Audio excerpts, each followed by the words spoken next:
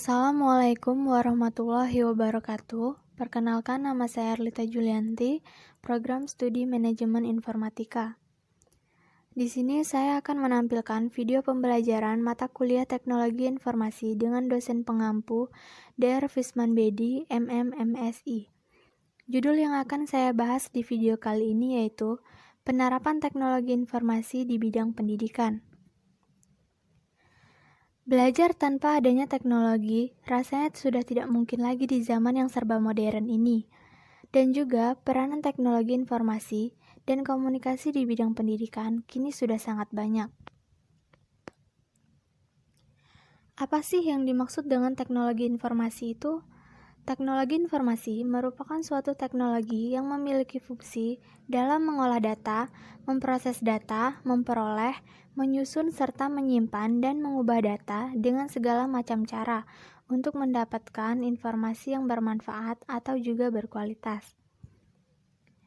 Teknologi pada akhirnya juga memegang peranan yang penting dalam pendidikan, yaitu untuk membuat pendidikan semakin berkembang, bahkan lebih maju lagi dari sebelumnya. Lalu, bagaimana cara menerapkan teknologi pada sistem pendidikan? Ada banyak cara untuk menerapkan teknologi ini, mulai dari segi siswa hingga sistem yang berlaku di sekolah-sekolah. Berikut ini adalah beberapa contoh penerapan teknologi pada bidang pendidikan. Yang pertama yaitu sebagai infrastruktur pembelajaran, di mana bahan ajar tersedia dalam format digital. Dengan begitu, proses belajar bisa dilakukan di mana saja dan kapan saja. Saat mempunyai waktu senggang dan sedang berada di tempat umum pun, kita tetap bisa belajar melalui gadget yang kita punya. Yang kedua, sebagai alat bantu dan fasilitas pembelajaran. Penerapan teknologi ini akan membuat proses belajar mengajar menjadi lebih inovatif dan menyenangkan.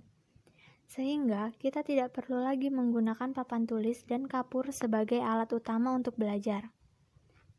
Yang ketiga, sebagai skill dan kompetensi. Lalu yang keempat, sebagai sumber informasi penelitian. Yang kelima, sebagai media konsultasi. Dan yang keenam, sebagai media belajar online. Belajar bisa dilakukan di mana saja termasuk secara online menggunakan internet. Banyaknya website, blog, forum, atau aplikasi yang kini banyak tersedia di internet membuat siapa saja bisa belajar secara online.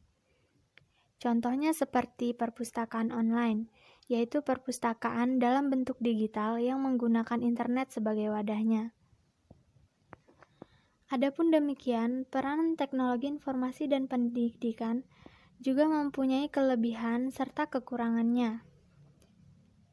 Berikut adalah beberapa contoh kelebihan TI di bidang pendidikan, yaitu yang pertama, informasi yang dibutuhkan akan semakin cepat dan mudah diakses untuk kepentingan pribadi.